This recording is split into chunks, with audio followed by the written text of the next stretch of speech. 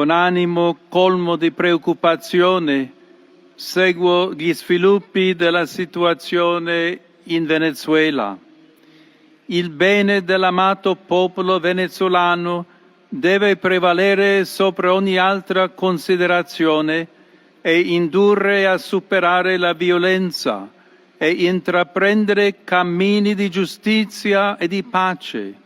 garantendo la sovranità del Paese,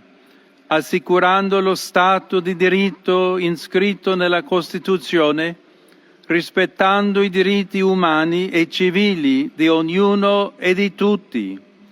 e lavorando per costruire insieme un futuro sereno di collaborazione, di stabilità e di concordia, con speciale attenzione ai più poveri che soffrono a causa della difficile situazione economica. Per questo prego e vi invito a pregare, affidando la nostra preghiera all'intercessione della Madonna di Coromoto e dei santi José Gregorio Hernández e Sor Carmen Rendiles.